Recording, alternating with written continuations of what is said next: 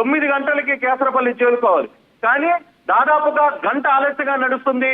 దారి పొడుగునా కూడా పబ్లిక్ పెద్ద ఎత్తున ఆయన రిసీవ్ చేసుకునే దానికి వచ్చిన నేపథ్యంలో విజయవాడ సిటీ మార్గంగానే ఆయన అన్ని కూడా తన కార్యక్రమాలని తన బస్సు యాత్రను అంతా కూడా చేసుకుంటూ వచ్చారు. ఈ నేపథ్యంలో సడన్ గా ఈ దాడి జరగడంతో ఒక్కసారిగా అక్కడ ఉన్న అధికారులు కావచ్చు, లేకపోతే పార్టీ శ్రేణులు కావచ్చు, నాయకులందరూ కూడా అప్రమత్తమైన పరిస్థితి. పూర్తిగా పోలీసు అంతా కూడా రంగంలో దిగింది. స్థానికంగా ఉన్న వాళ్ళందరినీ కూడా ఎవరైతే అనుమానంగా ఉందో, ఎవరైతే ఆ బ్యాచ్ అంటే అక్కడ సాధారణంగా సింగనగర్ సెంటర్ లో కొంత ఈ గంజాయి బ్యాచ్ ఇవంతా కూడా ఎక్కువగా ఉండే పరిస్థితి ఉంటుంది. బ్లడ్ బ్లాక్స్ ఇలాంటి కొన్ని ఎక్కువగా ఉండే పరిస్థితి ఉంటుంది. వాటి అందరినీ కూడా అదుపులో చూసుకునే ప్రయత్నం అయితే చేస్తున్నారు. ఒక్కసారిగా దాడి జరిగిన తర్వాత కార్యకర్తలందరూ కూడా షాక్ అయిన పరిస్థితి అయితే మనం చూసాం. ఒక్కసారిగా అక్కడ ఉన్న నాయకులు ఏం జరిగిందో అర్థం కాలేదు.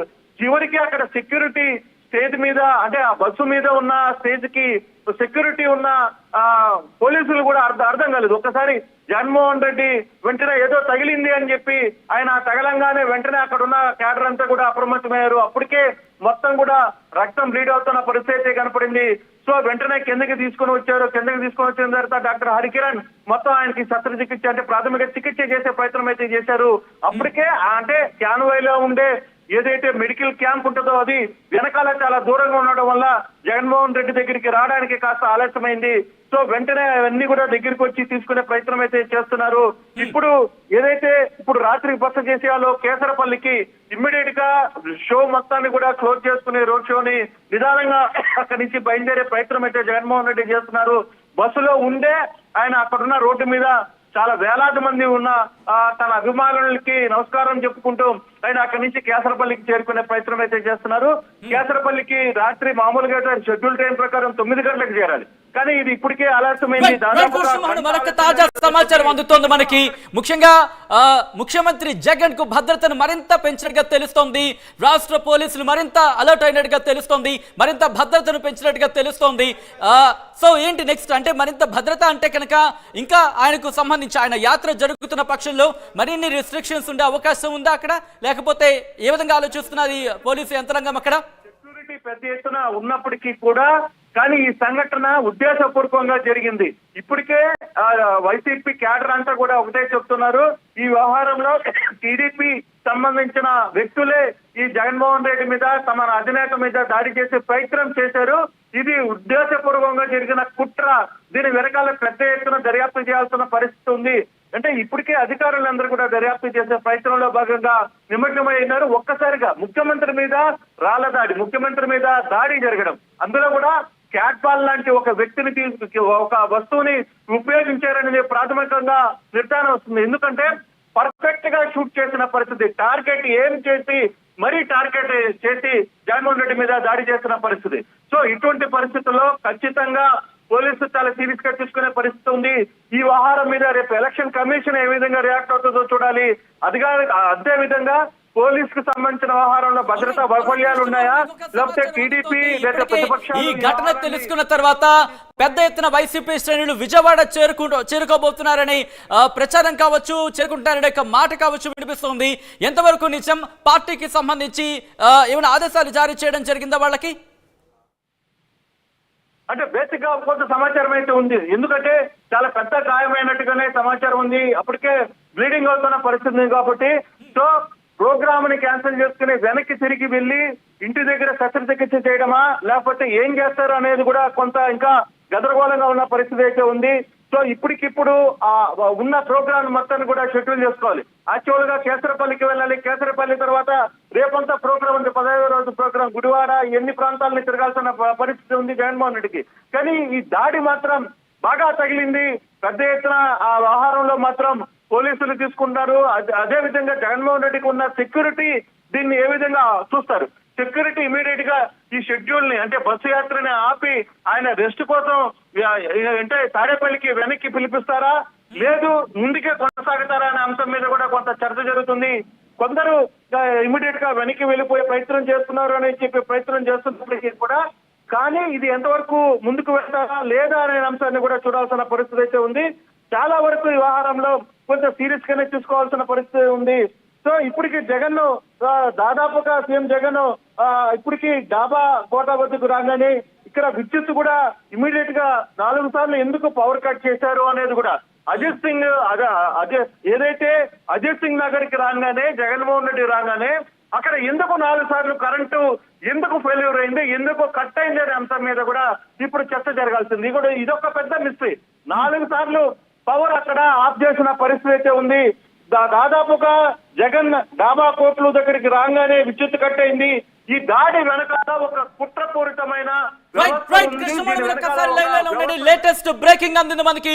ఒకసారి ఆన్ స్క్రీన్ చూపించే ప్రయత్నం చేద్దాం. లేటెస్ట్ బ్రేకింగ్ కి సంబంధించి మరి కాసేపట్లో మీకు చూపించే ప్రయత్నం చేస్తున్నాం. ఆన్ గ్రౌండ్ లో ఏం జరుగుతుంది ఎప్పటికప్పుడు సమాచారం అందించేందుకు మా ప్రతినిధులు సిద్ధంగా ఉన్నారు. బ్రేకింగ్ చూస్తున్నారు. ముఖ్యమంత్రి జగన్ పై దాడిపై వైసీపీ నేతలు ఇప్పుడు అనుమానాలు వ్యక్తమవుతున్నాయి. ముఖ్యమంత్రి జగన్ డాబా కోట్ల వద్దకు రాగానే విద్యుత్ కట్ అయింది. సీఎం దాడి టైంలో ఏం జరిగింది అనే అంశానికి సంబంధించి ఇప్పుడు క్వశ్చన్స్ రైజ్ అవుతున్నాయి. అజిత్ సింగ్ నగర్ లో కరెంట్ ఎందుకు కట్ చేశారు? 4 సార్లు పవర్ ఎవరు కట్ చేశారు? ఎందుకు కట్ చేశారు? ఎందుకు చేయాల్సి వచ్చింది? అసలు ఏం జరిగింది? అసలు ఎందుకు జరుగుతోంది? ఈ అంశానికి సంబంధించి చాలా డౌట్లు అనుమానాలు వ్యక్తమవుతున్నాయి. రైట్, కొన్ని రియాక్షన్స్ వస్తున్నాయి. రియాక్షన్స్ చూద్దాం. అంతకుముందు 3-4 సార్లు కావాలని తీస్తున్నారని అనుకున్నాం. ఎందుకు తీస్తున్నారో అర్థం కావటం లేదు. కానీ ఆయన ఎప్పుడైతే ఆయన కాన్వాయ్ సింగనగర్ ఫ్లైఓవర్ దిగంగానే కరెంట్ కంప్లీట్ తీశారు. ఆయనకి ఇక్కడ సింగనగర్ మన గంగారమ్మ గుడి సెంటర్ దగ్గరగా దెబ్బ తగలటానికి కారణం ఆ కరెంట్ తీయటంలోనూ భాగం ఉందేమో మాకు అనుమానంగా ఉంది. ఒక ముఖ్యమంత్రి జనాకర్షణ కలిగిన నాయకుడి మీద అటాక్ చేశారు అంటే ఏఈకి ఏమైనా సంబంధం ఉందేమో మేము ఆలోచిస్తున్నాం, అనుమానపడుతున్నాం. అతని మీద ముందు యాక్షన్ తీసుకోవాలి. అతన్ని ఎందుకు తీశారు? కరెంటు కొనగలి వాళ్ళని ఇన్స్ట్రక్షన్స్ వచ్చాయా, లేకుంటే కొండపల్లి విటిపిఎస్ నుంచి ఇన్స్ట్రక్షన్స్ వచ్చాయా? ఒక ముఖ్యమంత్రి వస్తున్నప్పుడు కరెంట్ ఎందుకు తీశారు? అది ఏఈ సమాధానం చెప్పాలి ఫస్ట్ ఆఫ్ ఆల్. రెండోది, ఆయన ఎడమ కంటికి గాయం అవటానికి లెఫ్ట్ హ్యాండ్ నుంచి వచ్చింది రాయి, చాలా స్పీడ్గా వచ్చింది. అది క్యాట్ బాల్ ద్వారా అయి ఉండొచ్చు అని మాకు డౌట్ వస్తుంది. ఆయనకి గాయం అయింది, రక్తం ఆగట్లేదు. ముఖ్యమంత్రి గారు ఫ్లైఓవర్ నుంచి దిగుతున్నప్పుడు కరెంట్ కంప్లీట్ తీశారు. అంతకుముందు 3-4 సార్లు కావాలని తీస్తున్నారని అనుకున్నాం. ఎందుకు తీస్తున్నారో అర్థం కావటం లేదు. కానీ ఆయన ఎప్పుడైతే ఆయన కాన్వాయ్ సింగనగర్ ఫ్లైఓవర్ దిగంగానే కరెంట్ కంప్లీట్ తీశారు. ఆయనకి ఇక్కడ సింగనగర్ మన గంగారమ్మ గుడి సెంటర్ దగ్గరగా దెబ్బ తగలటానికి కారణం ఆ కరెంట్ తీయటంలోనూ భాగం ఉందేమో మాకు అనుమానంగా ఉంది. ఒక ముఖ్యమంత్రి జనాకర్షణ కలిగిన నాయకుడి మీద అటాక్ చేశారు అంటే ఏఈకి ఏమైనా సంబంధం ఉందేమో మేము ఆలోచిస్తున్నాం, అనుమానపడుతున్నాం. అతని మీద ముందు యాక్షన్ తీసుకోవాలి. అతన్ని ఎందుకు తీశారు? కరెంటు కొనగలి వాళ్ళని ఇన్స్ట్రక్షన్స్ వచ్చాయా, లేకుంటే కొండపల్లి విటిపిఎస్ నుంచి ఇన్స్ట్రక్షన్స్ వచ్చాయా?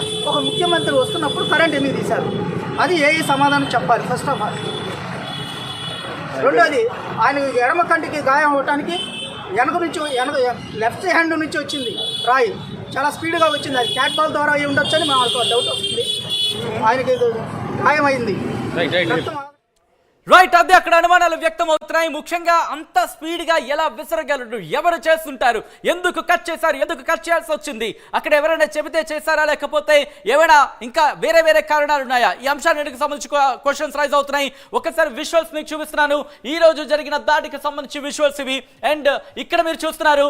ఇక్కడ మీరు చూస్తే కనుక ఇక్కడ సర్కిల్ మీరు చూడొచ్చు. చెప్పుతో దాడి ఒక్కసారి మీరు చూడొచ్చు. చెప్పు దాడికి సంబంధించి ఇదిగో ఇక్కడ చెప్పు దాడికి సంబంధించి విజువల్ ఇది. ఇన్ఫాక్ట్ 10 రోజులు కూడా గడవలేదని చెప్పుకోవచ్చు. ఇఫ్ ఐఎమ్ నాట్ రాంగ్, 10 రోజులు కూడా గడవలేదు. నెలలో ముఖ్యంగా నెలలో ఇది 2వ దాడి. మొదటిది చెప్పుతో దాడి ఈ నెల మొదట్లోనే అని చెప్పుకుంటే ఒక నెల రోజుల పరిధి కనుక మనం గమనిస్తే, ఈ రోజు మీరు చూసుకుంటే కనుక రాయితో దాడి ఎవరు చేశారు? ఎందుకు చేశారు? ఎందుకు చేయాల్సి వచ్చింది? ముఖ్యంగా కరెంట్ ఎందుకు తీశారు? కరెంట్ ఎవరైనా చెబితే తీసారా, లేకపోతే టెక్నికల్ రీజనా? ఇవన్నీ కూడా ఇప్పుడు అనుమానాలు వ్యక్తమవుతున్నాయి. ముఖ్యమంత్రి జగన్ మీద రాయితో దాడి జరిగింది. దానికి సంబంధించి విజువల్స్ మీరు చూస్తున్నారు. కొద్ది రోజుల క్రితం ఆయన ఇదే మేమంతా సిద్ధం బస్సు యాత్రలో వెళుతూ ఉండగానే ఆయనకు ముఖ్యంగా ఆయన వెళుతున్న కాన్వాయ్కి సంబంధించి అటుగా చెప్పు విసిరిన సందర్భం. కానీ ఇక్కడ మీరు చూసుకుంటే కనుక ఎందుకంటే అంత ఆ స్థాయి వరకు ఎలా విసరగలుగుతున్నారు, ఎవరు విసరగలుగుతున్నారు అనే అంశానికి సంబంధించి మాత్రం క్వశ్చన్స్ రైజ్ అవుతున్నాయి. అయితే అదృష్టవశాత్తు ఆ రోజు తగలలేదు.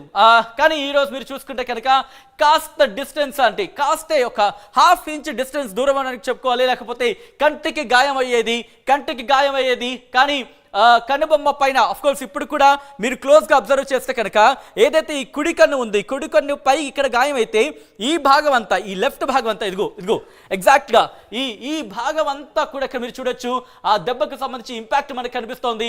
ఇదిగో ఆ గాయమైన విజువల్ మీరు చూస్తున్నారు. ఎగ్జాక్ట్ గా గాయమైన విజువల్ ని ఒకసారి నేను మీకు మళ్ళీ వివరించే ప్రయత్నం చేస్తున్నాను. ఇక్కడ మీరు గమనిస్తే కనుక క్లోజ్ గా మీరు కనుక గమనిస్తే ఇక్కడ మీరు చూడొచ్చు ఏ స్థాయిలో గాయమైంది.